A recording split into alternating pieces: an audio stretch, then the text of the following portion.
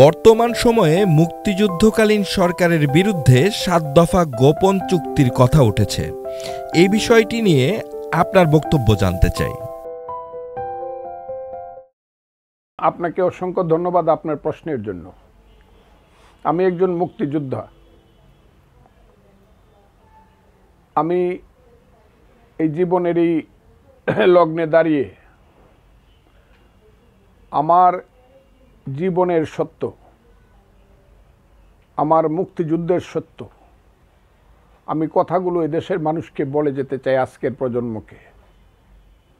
আমার প্রজন্ম যারা জীবিত আছেন, এমনকি আমার পূর্ব প্রজন্মেরও যদি কোনো পার্সেন্টেজ জীবিত থেকে থাকেন, তাদের প্রতি সালাম জানিয়ে আমি বলছি, দয়া করে কথাগুলো আপনারা শুনুন, শুনে উপলব্ধি করুন, যাচাই করুন। আমার কথার মধ্যে যদি কোনো ধরনের ত্রুটি থাকে আমাকে সংশোধন করুন। আমার জেনারেশনের যারা আছেন, আমি মুক্তিযোদ্ধা জেনারেশনের লোক, আমি পরিষ্কারভাবে বলতে চাই, ওই যে ৭ দফা চুক্তি যারা বলে, ১ নম্বর, এটা মুক্তিযুদ্ধের সপক্ষের কোনো লোক আজ পর্যন্ত বলেছে বলে আমার জানা নাই। এটা মুক্তিযুদ্ধের যারা বিরোধিতাকারী ছিল, যারা মুক্তিযুদ্ধে পরাজিত শক্তি এবং পরাজিত হয়েছে, যারা অনন্তকাল সেই পরাজয়ের গ্লানি বহন করতে হবে এবং সেই পরাজয়ের গ্লানির যে ব্যথা, সেই ব্যথা থেকে মুক্তিযুদ্ধ সম্পর্কে, মুক্তিযুদ্ধের সরকার সম্পর্কে তারা সেই উদ্ভট এবং মিথ্যা তথ্যগুলো দেয়। আমি চ্যালেঞ্জ করছি, কবে কোন সময় ভারতের সঙ্গে গোপন ৭ দফা চুক্তি হয়েছিল, সেইটা যদি কেউ সঠিক বাংলাদেশের বাপের ঘর থেকে জন্মগ্রহণ করে থাকো, তাহলে এইটা প্রকাশ করো মানুষের সামনে, যে এইখানে সৈয়দ নজরুল এবং তাজউদ্দিনের দস্তখত আছে, তারা বসে ভারতীয় সরকারের সঙ্গে এই গোপন চুক্তিগুলো করেছে, যে গোপন চুক্তিগুলোর মাধ্যমে তারা বাংলাদেশকে সে সমস্ত স্বাধীনতার সার্বভৌমত্ব বিক্রি করে দিয়েছে। আমরা আজকে বলতে সাংঘাতিক ধরনের ঘৃণাবোধ সৃষ্টি হয় এইসব কথা বলতে। রাজাকাররা, আল বদরের সন্তানেরা যারা মুক্তিযুদ্ধে পরাজিত হয়েছে, তারা এই গত ৫০ বছর যাবৎ মুক্তিযুদ্ধের পরাজয়ের প্রতিশোধ নেওয়ার জন্য আস্তে আস্তে ধীরে ধীরে চক্রান্তমূলকভাবে দেশে বিদেশে সে চক্রান্তের জাল বিস্তার করেছিল, যার পরিণতিতে আজকের অবস্থা সৃষ্টি হয়েছে এবং আজকে তারা এতগুলো কথা বলতে সাহস পায়। আমি আজকে চ্যালেঞ্জ করছি, গোপন ৭ দফা চুক্তি যদি থেকে থাকে, আমাকে দেখাতে হবে যে এই তাজউদ্দিনের দস্তখত, এই সৈয়দ নজরুলের দস্তখত, অপরদিকে এই ইন্দিরা গান্ধীর দস্তখত বা অমুকে তখনকার রাষ্ট্রপতি ভিবি গিরির দস্তখত বা ইন্ডিয়ান পক্ষের দস্তখত যদি দেখাতে পারে, জীবনে আমি এই ধরনের কথা তো বলবই না, আমি ফাঁসির কাস্টে যেতে রাজি আছি। আমি রাজনীতি ছাড়বো এবং ফাঁসির কাস্টে যাব। কেন আমি মুক্তিযুদ্ধ করেছিলাম? যে আমার মুক্তিযুদ্ধের নেতারা এই ধরনের একটা গোলামি চুক্তি করেছিল। আমি ফাঁসির মন্ত্রী, যে তাদের যে ভুল, সেই ভুলের খেসারত দিতে গিয়ে আমি ফাঁসির কাস্টে যেতে আছি, কিন্তু চুক্তিটা বের করা হোক। তো মৌখিকভাবে বললে হবে না। কাজে আমি জানি, শুধু জানি না, আমার বিশ্বাসও না শুধু এটা সারা পৃথিবীর ইতিহাস জানে যে এই ধরনের কোনো চুক্তি হয় নাই। হ্যাঁ, স্বাধীনতার পরে ২৫ বছরের চুক্তি হয়েছিল ইন্ডিয়ার সঙ্গে, তখন তো তারা ওই যে চৈনিকরা এবং রাজাকারের বাচ্চারা বলতো এটা গোলামির চুক্তি, গোলামের চুক্তি। কই একটা ধারা দেখান তো দেখি এটা গোলামির চুক্তি ছিল, দেখান, আমার সঙ্গে বসেন। আমি তো একজন আইনজীবী, কে আসবে তাদের পক্ষ থেকে বসুক, যে ২৫ বছরের গোলামি চুক্তি কোনটা, কি লেখাটা ছিল এর মধ্যে, যে একে গোলামির চুক্তি বলতে। এইসব কথা বলে বলে আমাদের স্বাধীনতাকে ছোট করা হয়েছে, আমাদের মুক্তিযুদ্ধকে কলঙ্কিত করা হয়েছে, আমাদের মুক্তিযুদ্ধের নেতৃত্বকে তারা পৃথিবীর বুকে ছোট করার চেষ্টা করেছে, যদিও যে কোনোদিনই সম্ভব না। এইভাবে মিথ্যাবাদী, মিথ্যাকুর, আজকেও যারা মিথ্যা কথা বলছে মুক্তিযুদ্ধ সম্পর্কে, তাদেরকে একদিন জাতি অভিশাপ দিবে এবং একদিন এই জাতি রুখে দাঁড়াবেই তাদের বিরুদ্ধে। আমি বললাম কথাটা, আপনারা মনে রাখেন। আজকে যতই তারা শত মুখে মিথ্যা কথা বলুক, সত্য কথা বলার জন্য কোটি মুখে কিন্তু একদিন এই জাতি দাঁড়াবে। আমি কথাটা বললাম, যদি না দাঁড়ায় তাহলে বাঙালি জাতি সম্পর্কে আমার যে লেখাপড়া সেটা মিথ্যা হবে, যে 5,000 10,000 বছরের বাঙালি জাতির যে ইতিহাস এবং ঐতিহ্য সেটা মিথ্যা হবে, যে বাঙালি জাতি শুধু কুম্ভকর্ণের গুম ঘুমায়, জেগে উঠে না, না, বাঙালি জাতি আবার 71-এর মতো জেগে উঠবে, এটি আমি বিশ্বাস করি। মুক্তিযুদ্ধ ও মুক্তিযুদ্ধের চেতনার বিরুদ্ধে বর্তমানে বিতর্ক সৃষ্টির কিছু অপপ্রয়াস দেখা যাচ্ছে, বিষয়টি আপনি কিভাবে দেখছেন? এই কথাগুলো আমি এতবার বলেছি যে এখন বললে এটা অনেক পুরানো শোনাবে। কারণ আমি জনাব মুজিবনগর সরকার যখন 22 তারিখে বাংলাদেশে আসে, 22শে ডিসেম্বর, এসে যখন নতুন মন্ত্রিসভা করে, মুস্তাককে যখন মন্ত্রিসভাতে একদম এইখানে নন ভ্যালুয়েবল করে ফেলে, তার কোনো মূল্যায়ন রাখে নাই, তার পদে পররাষ্ট্রমন্ত্রী হিসাবে আব্দুস সামাদ আজাদকে বসায়, তাজউদ্দিন সরকার, তাজউদ্দিন সাহেব প্রধানমন্ত্রী, সৈয়দ নজরুল ভারপ্রাপ্ত সরকার। আমি তখন থেকে জানি, এমনকি 16ই ডিসেম্বরের বিকালবেলা থেকে আমি জানি। আমি একটা কথা আজকে বলতে চাই, ইতিহাসের সত্য কথাগুলো বলে যাব। একটা কথা যদি কেউ মিথ্যা প্রমাণ করে, আমি ভুল করতে পারি কথার মধ্যে, কিন্তু মিথ্যা প্রমাণ করতে পারে, আমি যে কোনো শাস্তি নিতে রাজি হব। কারণ আমি জানি এখন বাংলাদেশে যা চলছে, মুক্তিযুদ্ধকে কলুষিত করার জন্য চলছে সব কিছু। এমনকি এখন মুক্তিযুদ্ধকে তো অস্বীকারই করা হচ্ছে। এই অবস্থাতে দাঁড়িয়েও আমি বলতে চাই, আমার একটা কথা যদি মিথ্যা কেউ প্রমাণ করতে পারে, আমি যে কোন ধরনের শাস্তি নিতে রাজি আছি।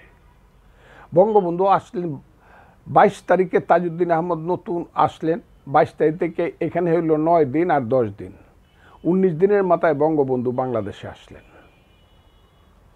এসে আমি সবসময় কথাটা বলেছি যে বঙ্গবন্ধু এসে 11 তারিখে একটা অর্ডিন্যান্স জারি করলেন, যে অর্ডিন্যান্সের মাধ্যমে পার্লামেন্টারি ফর্ম অফ ডেমোক্রেসি ফিরত আনার জন্য উনি করলেন, অর্ডিন্যান্স করলেন। এবং একদিন পরে উনি 12ই জানুয়ারি বাংলাদেশের নিজে প্রধানমন্ত্রী হইলেন এবং জনাব বাবু সাইদ চৌধুরীকে রাষ্ট্রপতি করলেন। এটা parliamentary form of government. Tajuddin Ahmad অর্থমন্ত্রী, সৈয়দ নজরুল ইসলাম শিল্পমন্ত্রী। আমি সবসময় বলি, আমার কাছে মনে হয়েছে জিনিসটা বোধ হয় বঙ্গবন্ধু অনেক মহান ব্যক্তি, কিন্তু এটা কাজটা বোধহয় সঠিক করে নাই। উনি কমপক্ষে 6 মাস, উপরে 1 বছর বাংলাদেশে উনি ঘুরে দেখা উচিত ছিল। কি হয়েছে বাংলাদেশের, এই যে ভৌগোলিক ভূখণ্ডে যে স্বাধীনতাটা আসলো রক্তের সাগরে, রক্তের সাগরের উপরে যে স্বাধীনতাটা আসলো, যে রক্তের সাগরে পাকিস্তান ডুবে গেল, বাংলার সূর্য উদিত হলো, সেই বাংলাদেশে কত মায়ের সন্তানের রক্ত ঝরেছে, কত পিতার সন্তান হারা হয়েছে, কত মা বিধবা হয়েছে, কত মা ধর্ষিতা হয়েছে, কত বাড়িঘর পুড়ে ছারকার হয়েছে, কত ব্রিজ ভেঙেছে, কত সর্বনাশ হয়েছে। বঙ্গবন্ধুর ঘুরে ঘুরে অন্তত 6 মাস থেকে 1 বছর এটা দেখা উচিত ছিল। দেখার পরে সবাইকে নিয়ে বসে তারপরে নির্দিষ্ট কর্মসূচিকে সামনে রেখে একটা সরকার, বঙ্গবন্ধুর সরকার হওয়া উচিত ছিল। যেটা না করে দ্রুত কাজটা করতে গিয়ে প্রথম যে ঘটনাটা ঘটে গেল সেটা হলো আওয়ামী লীগের মূল যে শক্তি ছাত্রলীগ, সেই ছাত্রলীগটা দ্বিধা বিভক্ত হয়ে গেল। এবং দ্বিধা বিভক্ত হলো, এটা কোনো রাগ করে কেউ চলে গেছে না, এটা যৌক্তিক বিতর্কের উপরেই দ্বিধা বিভক্ত, যৌক্তিক বিতর্কের উপরে।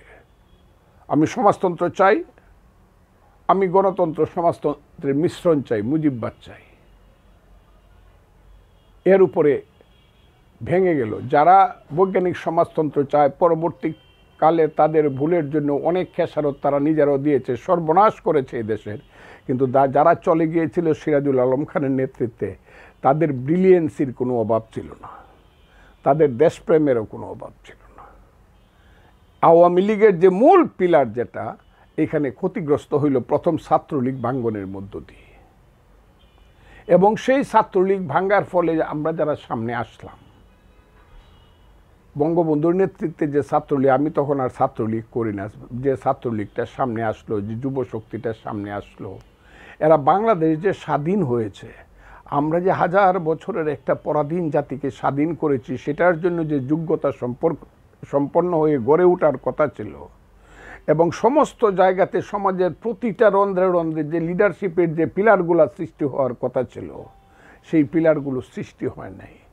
আমরা সাময়িক মোহে নিশ্চিতভাবে বলবো, মহান নেতা নেতৃত্বে আমরা ভুল করেছিলাম অনেক জায়গাতে, এবং সেই ভুলের পরিণতি ওনাকে সপরিবারে জীবন দিতে হয়েছে। সেই ভুলের পরিণতি মানুষ যতটা আশা করছিল তার কাছাকাছিও ওই সরকার যেতে পারে নাই, 3.5 বছরের সরকার।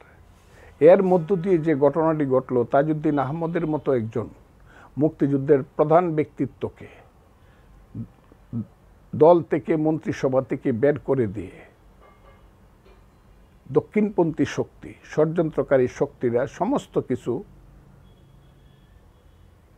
দখল করে ফেলল, এবং তারই পরিণতি হলো 75-এর 15ই আগস্ট। পরবর্তী সময় কি হয়েছে সেই বিশ্লেষণগুলো ইতিহাস করবে, এবং সেই বিশ্লেষণগুলো যদি আমি করতে চাই, দেখা যাবে একটা সামরিক শাসন আসলো, ভালো মন্দে কিছুদিন চললো।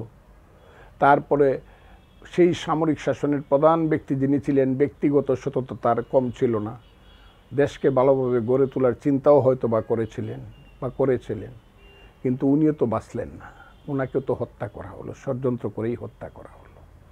এরপরে এরশাদ এসে পলিউটেড করে দিল সারা বাংলাদেশের রাজনীতিকে। পরেরটা আর বলতে চাই না। বিশেষ করে শেখ হাসিনার 15 বছরের শাসন এই দেশের সমস্ত মরালিটি ধ্বংস করে দিল। অর্থ, বিত্ত, আদর্শ, নীতি, সব কিছু, নির্বাচন সব শেষ করে দিল। এখন এই আজকে যা বাংলাদেশে হচ্ছে, আমি জানি না কি হবে। আমি খুব ভীত থাকি। কি ভীত? জীবনের ভয়ে ভীত না, জীবনের ভয়ে ভীত না, আমার দেশের জন্য আমি ভীত থাকি। দেশ যাবে কোথায়? দেশ তো অন্ধকারে নিমজ্জিত হয়ে গেছে। এখানে কোনো সরকার নাই, এখানে কোনো অ্যাক্টিভিটিস নাই, এইখানে কোনো ধরনের ব্যবস্থা নাই। এখানে কোথায় যেন একটা ষড়যন্ত্র হচ্ছে, অনেক নীরবে নিবৃতে, অথচ খুব সন্তর্পণে একটা ষড়যন্ত্র হচ্ছে। এটার নাম যে বাংলাদেশ, একটা মুক্তিযুদ্ধের পেট ছিঁড়ে মায়ের ঘর থেকে যে বাংলাদেশের সৃষ্টি হয়েছিল, এই বাংলাদেশটাকে যেন হত্যা করার একটা ষড়যন্ত্র চলছে। সেই ষড়যন্ত্রটা রুখবে কে আমি জানি না। তবে আমাদের মতো লোকেরা যারা পরপারে যাওয়ার জন্য রেডি হচ্ছে, কবরের পাশে দাঁড়িয়ে আছি 77 বছর বয়সে, এই সময় বলতে চাই, যতদিন দেহে আছে প্রাণপণে পৃথিবীর সরাব জঞ্জাল, তারপরে হব ইতিহাস। মুক্তিযুদ্ধের পক্ষে জীবনটা দিয়ে যাব। আমি বাংলাদেশের মানুষকে জিজ্ঞাসা করব, মুক্তিযুদ্ধ চাও কিনা? আমি বাংলাদেশের মানুষকে জিজ্ঞাসা করব, মুক্তিযুদ্ধ সঠিক ছিল কিনা? আমি বাংলাদেশের মানুষকে জিজ্ঞাসা করব, 30 লক্ষ মানুষকে ভুলভাবেই প্রাণ দিয়েছিল। আমি বাংলাদেশের মানুষকে জিজ্ঞাসা করব, 1000 বছরের বাঙালি জাতি যে পরাধীন ছিল, 71-এ যে আমরা যুদ্ধ করে বাংলার পূর্বাকাশে নতুন সূর্য তুলেছিলাম, সেটা কি ভুল ছিল কিনা? আমি এই কথাটা বাংলাদেশের মানুষকে জিজ্ঞাসা করবই। আমার নামে অনেক বকা হবে, আমাকে অনেকে বকবে, এমন বকা আমি শুনতেছি। আমি কারে আমি দুষবো জানি না, আমার কপালকে দুষবো কিনা। ফজলুর রহমানের মতো মানুষের উপরে বকা দেওয়ার মতো এমন কোনো অপরাধ ফজলুর রহমান জীবনে করে নাই। কিন্তু বাচ্চা ছেলে পেলেরা, এদের দাড়ি দেখলেই বোঝা যায় এরা কোন সংগঠনের ছেলে, এরা কোন সংগঠনের দাড়ি দেখলেই বোঝা যায়। হাজার হাজার চ্যানেল খুলে বসে আছে, এদের নাকি হাজার হাজার কোটি টাকা আছে, ব্যাংক তাদের দখলে, বিমা তাদের দখলে, হসপিটাল তাদের দখলে, মধ্যপ্রাচ্যের টাকা তাদের দখলে। সেই টাকা দিয়ে সমস্ত টেলিভিশন সেন্টার, সমস্ত নিউজ মিডিয়া তারা দখল করে বসে আছে। সমস্ত পত্র পত্রিকা ভীত অবস্থায় এখন মুখ লুকায়া কাঁদে। আমি নাম বলতে পারি সমস্ত পত্রিকার, কেউ সত্য কথা বলে না। যখন কেউ সত্য কথা বলে না, সূর্য যখন অস্তমিত হয়ে যায়, আমি ফজলুর রহমান সত্য কথাটি বলতে চাই। আমি মানুষকে আহ্বান করতে চাই, হে বাংলার মানুষ, মুক্তিযুদ্ধ বড় দুঃসময়ে আছে, মুক্তিযুদ্ধ বড় দুঃসময়ে আছে, মুক্তিযুদ্ধের বড় দুর্দিন। যারা মুক্তিযুদ্ধকে ভালোবাসেন, আল্লাহর নামে শপথ করেন যে আমরা মুক্তিযুদ্ধকে বাঁচাবো। আমি আপনাদের কাছে অনুরোধ করে গেলাম, তা না হলে একদিন ভাবতে হবে। একদিন 1757 সনের পলাশীর প্রান্তরে মির্জাফরের বিশ্বাসঘাতকতায় যেমন করে বাংলার সূর্য অস্তমিত হয়েছিল, 200 বছর যাবৎ আমাদেরকে যখন কেঁদে কেঁদে আমাদের মায়েরা বোনেরা বলেছে, ছেলে ঘুমালো, পাড়া জোরালো, বর্গি এলো দেশে, বুলবুলিতে ধান খেয়েছে, খাজনা দিব কিসে, ধান ফুরালো, পান ফুরালো, খাজনার উপায় কি, আর কটা দিন সবুর করো রসুন বুনেছি, সেদিন তাদের কথা কেউ শুনে নাই। আমাদের পূর্বপুরুষেরা বাংলার জন্য যুদ্ধ করেছে, মুক্তির জন্য, বাংলাদেশের মুক্তির জন্য, বাংলাদেশের স্বাধীনতার জন্য। ওই আরাকান থেকে এসে, বার্মা থেকে এসে নারায়ণগঞ্জ পর্যন্ত স্টিমার নিয়ে আসতো, দাঁড়ের নৌকা নিয়ে আসতো, আমার মেয়েদেরকে ধরে নিয়ে যাইত, নারায়ণগঞ্জের মেঘনা পাড়ের, শীতলক্ষ্যা পাড়ের ধান কাটতে নিয়ে যাইত, বছরের পর বছর, শত শত বছর।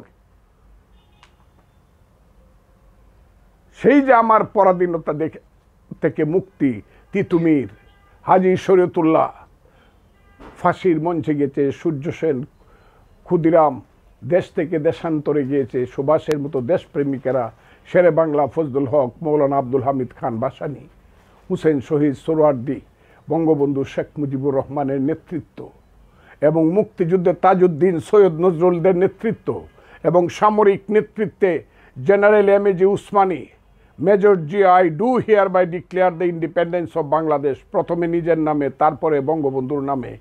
সেই মেজর জিয়া 11টা সেক্টর কমান্ডার, আমরা হাজার হাজার মুক্তিযোদ্ধা যুদ্ধ করে যে দেশটা স্বাধীন করেছে, এটা কি ভুল ছিল?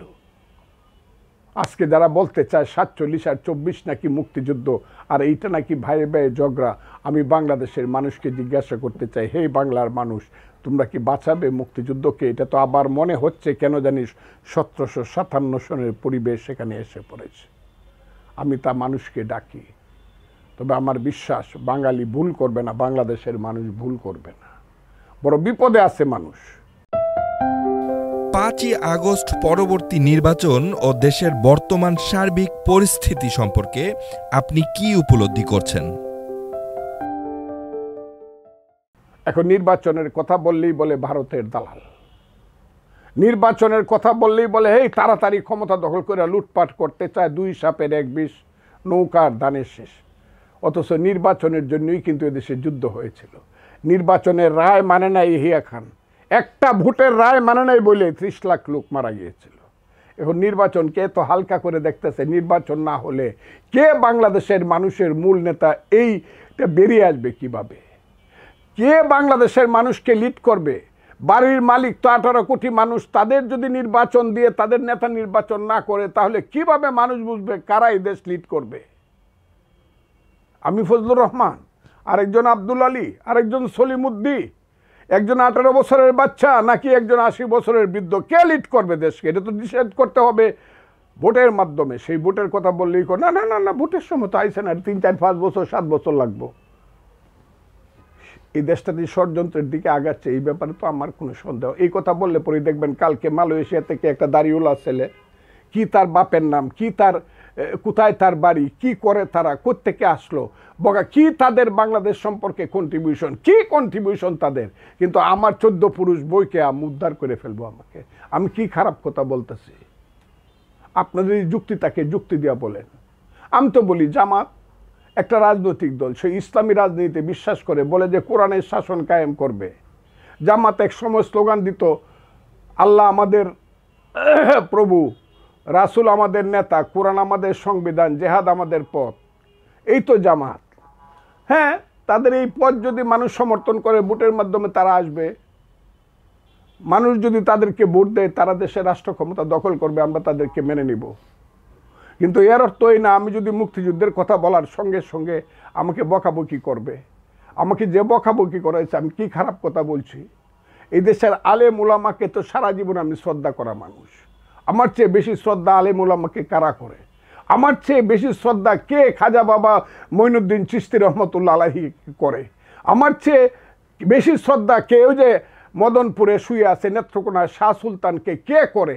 আমি তো মাসে মাসে, বছরে বছরে আমি তো যাই হযরত শাহজালাল মুজাদ্দিদ ইয়ামিন রহমতুল্লাহ আলাইহির মাজারে, শাহপরানের মাজারে, শাহ আমানত শাহর মাজারে, সমস্ত বাংলায় যারা ওই রাজশাহীর সেই শাহ মখদুমের মাজারে, যারা এই দেশের সুফিবাদের মাধ্যমে ইসলাম আনলো, এরা আনছে নাকি? অনেক কথা কইলে আমারে বকবো। এরা আনছে এদেশে, কি এদেশে ইসলাম আনছে? ওলিয়া উলিয়া গাউস কুতুব দরবেশ শাহ সুফিবাদের মাধ্যমে আসছে। আমি চ্যালেঞ্জ করলাম, চ্যালেঞ্জ করলাম, চ্যালেঞ্জ করলাম, এরা না, এরা না। যারা আমাকে বকাবকি করে, এই দেশে অলিয়া উলিয়া গাউস কুতুব দরবেশ সুফিবাদের মাধ্যমে ইসলাম আনছে। যখন এই দেশে ইসলাম আসে তখন মক্কা মদিনা সিরিয়া দামেস্কে ইসলামের নেতৃত্ব ছিল না। ইসলামের নেতৃত্ব ছিল বাগদাদে আব্বাসিদদের হাতে, এবং সুফিবাদের মাধ্যমে আসে হজরত আব্দুল কাদের জিলানী রহমতুল্লাহ আলাইহি, হজরত মাইনুদ্দিন চিশতি রহমতুল্লাহ আলাইহি, শাহ মুহাদ্দিদ রহমতুল্লাহ আলাইহি, এদের শাহ জালালউদ্দিন রুমি। এই চেতনা সুফিবাদী চেতনার মাধ্যমে এখানে আসছে। শুনো হে মানুষ ভাই, সুফিবাদী চেতনা, শুনো হে মানুষ ভাই, সবার উপরে মানুষ সত্য, তার উপরে নাই। এখন আপনারা তো এই দেশে ইসলামের কথা বলতে গিয়া আপনারা ভাঙছেন আমি বলি না, কিন্তু 5ই আগস্টের পর্যন্ত 400 মাজার ভাঙ্গা হয়েছে, 400 দরগা ভাঙ্গা হয়েছে। তা আপনারা কি বলতে চান যে শুধু আপনারাই কি এইভাবে ইসলাম করবেন? যারা মাজারে যায় এরা ইসলাম করবে না, এরা ধর্ম পালন করবে না? আপনারাই শুধু ধর্মে, আমি তো জানি যে মাজার যেগুলোতে হয়েছে সেই সুফিবাদের লাইনে চলে, আহলে সুন্নাতুল জামাতের লাইনে চলে। আপনারা তাদেরকে দিবেন না চলতে? আপনাদের উপরে সব দিয়ে দিতে হবে? কই, আপনাদের উপরে তো তাবলিগ জামাত দিয়ে দিলাম। 5 জন খুন হইলেন, 500 জন আহত হইলেন, নিজেরা নিজেরা থাকতে পারেন না, আমরা থাকবো না? ওই পরের দিন খুঁজবেন শিয়া কই আছে, পরের দিন খুঁজবে কোথায় আছে কাদিয়ানি কই আছে, নিজেরা খুনাখুনি করবেন। ইসলাম দেখি না? আমরা দেখতেছি না বাংলাদেশের ইসলাম? আপনারা কোন মৌলানা সাহেব কারে বকাবকি করতেছেন? কাল দিনের আগে পরশু দিনই তো আপনারা জামাত ইসলামকে, ওই যে ইসলামী আন্দোলনের নেতারা বলছে এরা কিসের ইসলাম, এরা ইসলাম হইলে দেশে ইসলাম থাকবে না। এগুলো তো ওই আপনাকে কৌমি ইসলামের সঙ্গে আলিয়ার ইসলামের ডিফারেন্স, এগুলো তো হইতেছে। আমরা তো এর মধ্যে যাই না, আপনাদের সবাইকে আমরা শ্রদ্ধা করি, কিন্তু আমরা যদি বলতে চাই যে আপনারা যা করতেছেন ইসলামের নামে, যে সুরে আপনারা বক্তৃতা করেন, যে সুরে, যে কণ্ঠে, যে মেজাজে, যেভাবে কথা বলতেছেন, এইভাবে বলে মানুষ, এইভাবে কথা বলে আপনারা ইসলাম করবেন? ইসলাম তো শান্তির ধর্ম, ইসলাম তো মহান ধর্ম, ইসলাম মহাসাগর। কাজে ইসলামের নাম যারা এইখানে শুধু নিজেদের রাজত্ব কায়েম করতে চান, ওই আমাদেরকে বুঝাইতে চান ইসলাম, অনেক কথা বলেন। ওই যে আলহামদুলিল্লাহর অর্থ নাকি ফজলুর রহমানরা জানে না, আমি বলে দিলাম আলহামদুলিল্লাহ। পয়লা কথাটা হলো আলহামদুলিল্লাহি রাব্বিল আলামিন। কই বলে নাই তো আলহামদুলিল্লাহি রাব্বিল মুসলিমিন? রাব্বিল মুসলিমিন তো বলে নাই। আল্লাহ বলছে আমি সমস্ত বিশ্ব ব্রহ্মাণ্ডের প্রভু। আর আল্লাহ সমস্ত বিশ্ব ব্রহ্মাণ্ডের প্রভু বলে এদেশে হিন্দু থাকবে, মুসলমান থাকবে, বৌদ্ধ থাকবে, খ্রিস্টান থাকবে, সব ধর্মের মানুষ থাকবে, সবাই যার যার ধর্ম পালন করবে, আমরা কেউ কাউকে বাধা দিব না। আমি তো সেই কথাটাই বলতে চাই, কেউ কাউকে বাধা দিব না। বলেন সংস্কৃতিতে বাধা দিতেছি না। আমি যেখানে বৈশাখ কথা বলতেছি এর থেকে মাত্র 20 গজ দূরে হইলেও আপনারা দেখেন, তার নাম হলো শিল্পকলা একাডেমি। গত 6 মাস যাবৎ শিল্পকলা একাডেমিতে কোনো গান হয় না। কেন নাটক হয় না? কেন গান নাটক হয় না? গান নাটক না হলে সংস্কৃতি কিসের? এখানে এসে ঢিলায় কারা? আমি তো দেখছি যারা ঢিলা ইট দিয়া শিল্পকলার ভিতরে সবার মাথায় টুপি আছে, তাদের মুখে কি স্লোগানটা নাই বা বললাম? আপনারা তো বলেন না সংস্কৃতি সবাই করতে পারতেছে, আমরা কাউকে বাধা দিই না। আপনার ওয়াজ মাহফিল করবেন। আমরা দেখতেছি মানুষ ওয়াজ মাহফিলে কি করতেছে, এখন সব বুঝতেছি, আপনারা বুঝতেছেন। এখন আমাকে বকা দিতে পারেন 500, কিন্তু এই দেশে এখন তো কিছু করারই কেউ সাহস পাইতেছে না। এখানে যাত্রা গান হচ্ছে না, বাউল গান হচ্ছে না, লালনের গান হচ্ছে না, এখানে নাটক হচ্ছে না, কিছুই হচ্ছে না। গ্রাম অঞ্চল তো সব কিছু বন্ধ হয়ে আছে, অন্ধকার দেশ। আমরা কি শেখ হাসিনাকে এই দেশ থেকে তারাইছি কি এর চেয়ে আরো খারাপ শাসন ব্যবস্থা করার জন্য? শেখ হাসিনা মৌলানা মৌলভী সাহেবরা দেখতে পারতো না, ঠিক আছে দেখতে পারতো না। আবার আপনারা গিয়ে তো শেখ হাসিনার পায়ে তাকে গিয়া কৌমি জননী কইয়া তার পায়ে ধরে সালাম করছেন।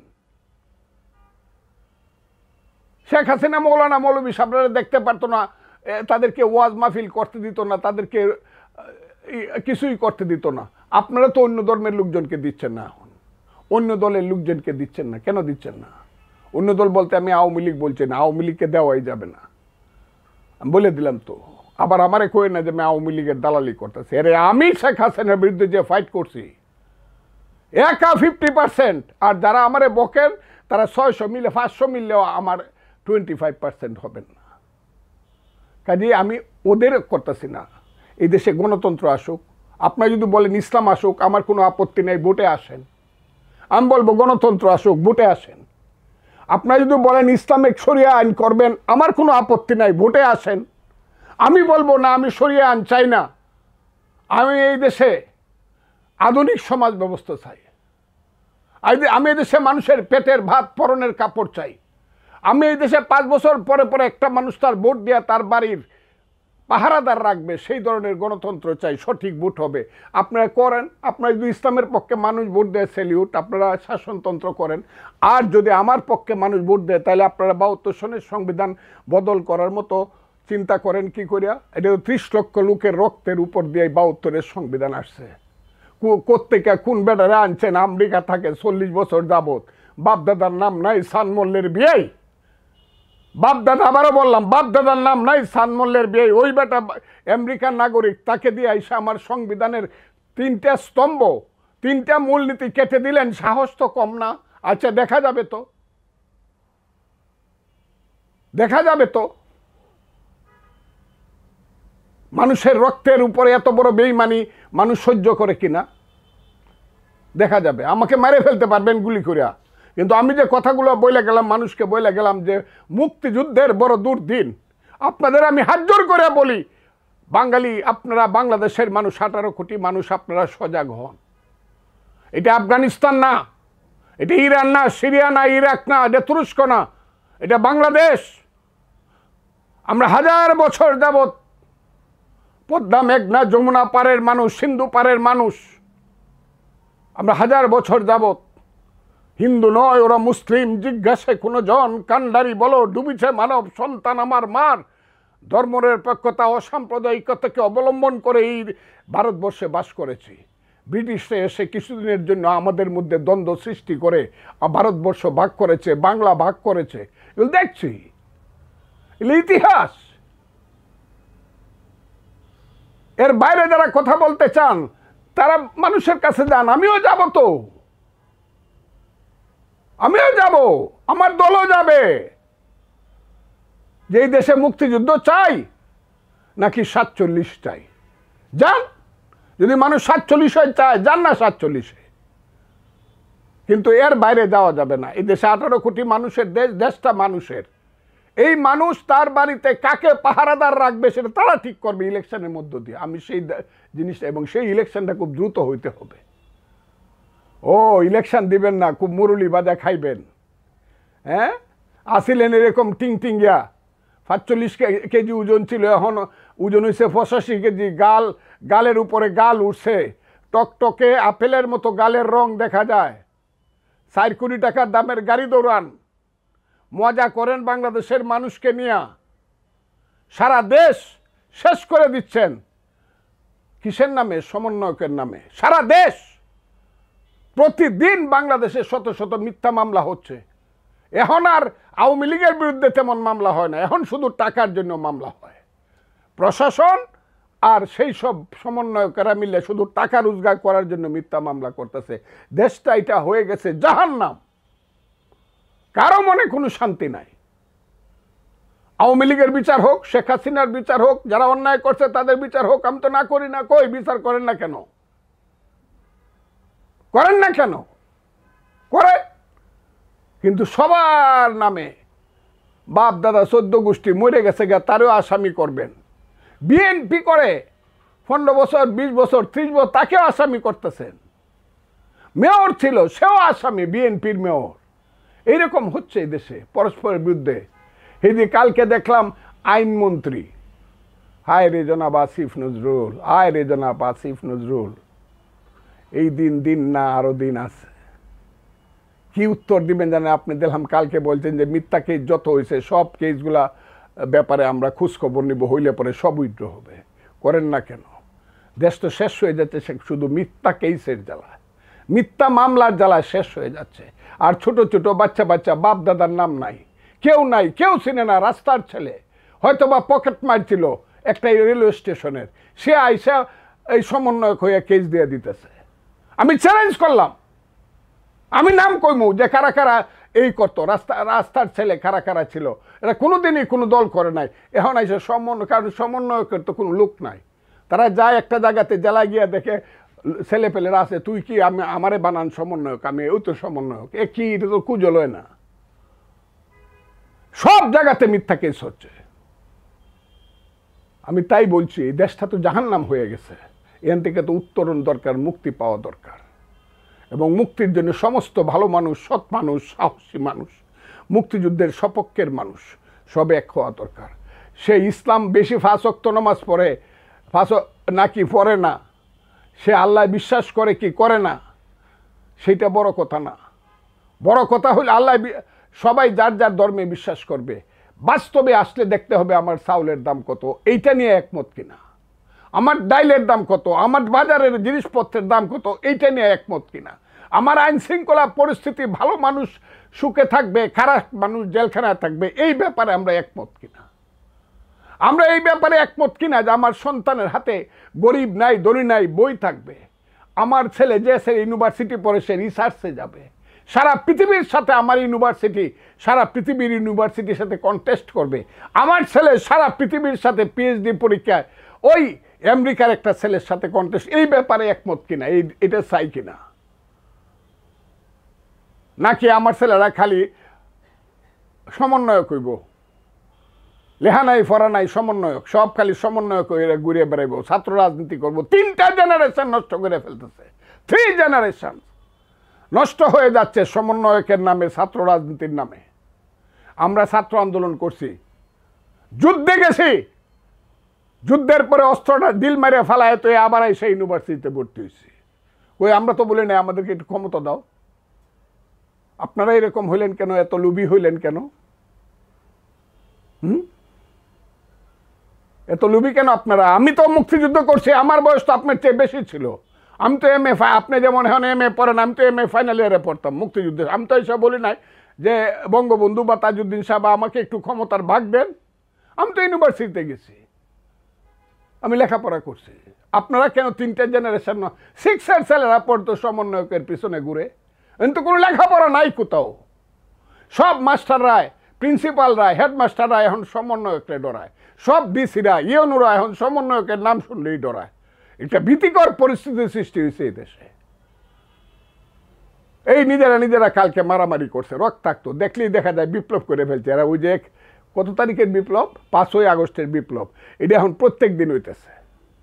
এই যে রূপায়ণ অফিসে কালকে দেখলাম 5 জন রক্তাক্ত, মারামারি। ওই চিটাগাং গেছে মারামারি, বরিশাল গেছে, পিরোজপুর গেছে মারামারি, সব ময়মনসিং গেছে মারামারি। আপনারা করবেন, দেশ ঠিক করবেন, আর বলেন না ইলেকশন দেওয়া যেত না, আমরা ঠিকঠাক মতো আসি, আরও 5-10 বছর থাকতে। আমি সেই কথাটাই বলতে চাই। মুক্তিযুদ্ধ পরবর্তী রাজনৈতিক প্রেক্ষাপটে মুক্তিযোদ্ধাদের মধ্যে আদর্শিক বিভক্তি মুক্তিযুদ্ধের চেতনায় কতটুকু প্রভাব ফেলছে বলে আপনি মনে করেন? এই মুক্তিযোদ্ধার তো 90% মারা গেছে, 80% মারা গেছে। এখন যারা আছে অনেকেই বুয়া, আওয়ামী লীগের আমলে 15 বছরে খালি বুয়া মুক্তিযোদ্ধা বানাইছে। কিন্তু রিয়েল মুক্তিযোদ্ধা যারা, তারা 2 ভাগ 3 ভাগ যত ভাগেই বলেন, কিন্তু তাদেরকে জিজ্ঞাসা করবেন মুক্তিযুদ্ধ মানো কিনা। আমার তো কথাটা ওই জায়গায়, 71কে মানো কিনা, এই ব্যাপারে মুক্তিযুদ্ধের মধ্যে কোনো ভাগ নাই। 71কে মানি। আমি আমার আদর্শিক চিন্তায় মুক্তিযুদ্ধকে এক একজনে এক একভাবে দেখি ঠিকই, কিন্তু মুক্তিযুদ্ধের যে সার্বিক চিন্তা, যে এই মুক্তিযুদ্ধের মধ্য দিয়ে বাংলাদেশের সৃষ্টি হয়েছে রক্তের সাগরে, এই ব্যাপারে কারো তো কোনো দ্বিমত নাই। এই ব্যাপারে আমরা এক আছি। আর 2 হলো মুক্তিযুদ্ধের চেতনা সম্পন্ন লোক, ওই যে গণতন্ত্র, সমাজতন্ত্র, ধর্মনিরপেক্ষতা, জাতীয়তাবাদ, অসাম্প্রদায়িক রাজনীতি, এই যে আমি এতক্ষণ যে কথাগুলো বললাম, এই ব্যাপারে কত পার্সেন্ট, কত মানুষ বাংলাদেশে আছে, এইটাই হলো মুক্তিযুদ্ধের চেতনা। এরা কারা? মানুষ চলে যাবে, মারা যাবে, তার সন্তান থাকবে, সেই সন্তান সে আদর্শিকভাবে চললে ওই চেতনাটা এখানে বহন করে সে নিয়ে আসলো। এই যে বহমান চেতনা, এই চেতনা গত 53 বছরে আজকে যেখানে এসে দাঁড়াইছে, এটা 5300 বছর পরেও ওই জায়গাতে গিয়ে যতক্ষণ পর্যন্ত পৃথিবীর অনা হবে, চেতনার আস্তে আস্তে পরিবর্তন হবে, কিন্তু এই চেতনাগুলো মনুষ্যত্ব বিবেকের চেতনাগুলো কিন্তু থেকে যাবে। এই চিন্তায় আমরা যারা এরাই মুক্তিযোদ্ধা। আমার কথাগুলো খুব বোঝার চেষ্টা করেন। মনুষ্যত্ব বিবেক, গণতন্ত্র, আজকের প্রেক্ষাপটে গণতন্ত্র, অসাম্প্রদায়িকতা, মানুষের মুক্তি, পেটের ভাত, পরনের কাপড়, এটা হলো আজকের মুক্তিযুদ্ধের মূল চিন্তা। আমরা ফেল করছি আগে, আমরা কেউই খুব ভালোভাবে করতে পারি নাই, অনেক ভুল ত্রুটি আছে। এর অর্থই না আমি এক বাবার ঘরে জন্মগ্রহণ করছি, বাবা আমাকে খুব খাবার দিতে পারছে না, এই কারণে আমি কলেজে ভর্তি হওয়ার সময় বাবার নামটা লিখবো না, এটা কিন্তু ঠিক না। সেই বাবাকে বাদ দিতে পারবো না। আমি কলেজে নামটা লিখতে চাইলে আমার বাবা যত দরিদ্র হোক, যত অপদার্থ হোক, নামটা কিন্তু বাপের লিখতে হবে। কিন্তু এখন বাপের নামটা বাদ দেওয়ার চিন্তা হইতেছে যে মুক্তিযুদ্ধ যে বাঙালি জাতির বাবার নাম, এটা আমরা মায়ের নাম, এটা আমরা বাদ দিতে চাইতেছি। এটা ঠিক হবে না। আমার কথা এই জায়গাতে ডিফারেন্স আমাদের মধ্যে থাকবে, মানুষের মানুষের ডিফারেন্স, বাইরে বাইরে ডিফারেন্স থাকে, কিন্তু আমরা মূল জায়গাতে সার্বিক চেতনার যে মূল যে স্তম্ভ, ওইখানে এক আছে কিনা। যে 71 একটা যুদ্ধ হয়েছিল, সেই যুদ্ধে আমরা পাক বাহিনীকে পরাজিত করিয়া আমরা একটা স্বাধীনতা আনছিলাম, এই ব্যাপার আমরা সব একমত কিনা, নাকি আমরা এই 71-এর যুদ্ধটা ভুল করছিলাম, 47 ঠিক ছিল, এই জায়গাটাতে হলো মূল ব্যাপার।